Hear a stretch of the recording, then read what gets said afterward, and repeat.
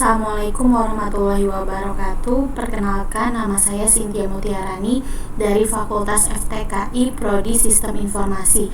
Di sini saya akan menyelesaikan tugas satu saya, pengembangan sistem informasi K01.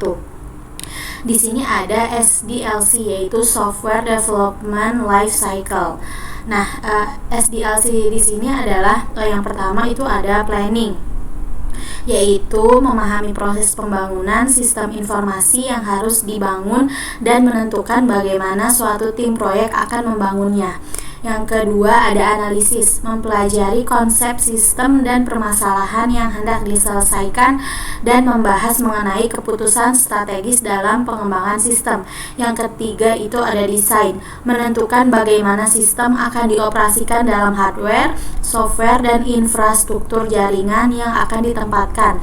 Tampilan form laporan yang digunakan, spesifikasi program, database, dan dokumen yang akan dibutuhkan. Dan keempat itu ada implementation, membahas bagaimana sistem dibangun atau yang dibeli dalam kasus package software design. Kemudian di sini planning phase adalah proses fundamental untuk memahami proses pembangunan sistem informasi yang harus dibangun dan menentukan bagaimana suatu tim proyek akan membangunnya. Bagian lain yang termasuk dalam perencanaan ialah alokasi sumber daya, perencanaan kapasitas, penjadwalan proyek, estimasi biaya, dan penetapan. Dengan demikian hasil dari tahap perencanaan ialah rencana proyek, jadwal, estimasi biaya, dan ketentuan. Idealnya manajer proyek dan pengembangan dapat bekerja maksimal pada tahap ini. Nah, planning lebih menekankan pada aspek studi kelayakan pengembangan sistem. Aktivitas-aktivitas yang ada meliputi pembentukan dan konsolidasi tim pengembang. Yang kedua, mendefinisikan tujuan dan ruang lingkup pengembangan.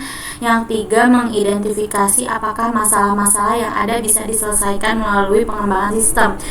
Kemudian menentukan dan evaluasi strategi yang akan digunakan dalam pengembangan sistem. Kemudian penentuan prioritas teknologi dan pemilihan aplikasi. Kemudian di sini ada analisis. Analisis phase menjawab pertanyaan mengenai apa yang dikerjakan sistem, di mana dan kapan digunakan. Pada fase ini tim proyek melakukan investigasi terhadap kondisi sistem yang ada, pengembangan kesempatan dan pengembangan konsep pada sistem yang baru. Nah, analisis sistem adalah tahap di mana dilakukan beberapa aktivitas. Yang pertama, melakukan studi literatur, brainstorming, mengklasifikasikan masalah, analisa kebutuhan pada sistem, dan kemudian mendefinisikan kebutuhan sistem. Design phase, kemudian design phase menentukan bagaimana sistem akan dioperasikan dalam hardware, software, dan infrastruktur jaringan yang akan ditempatkan.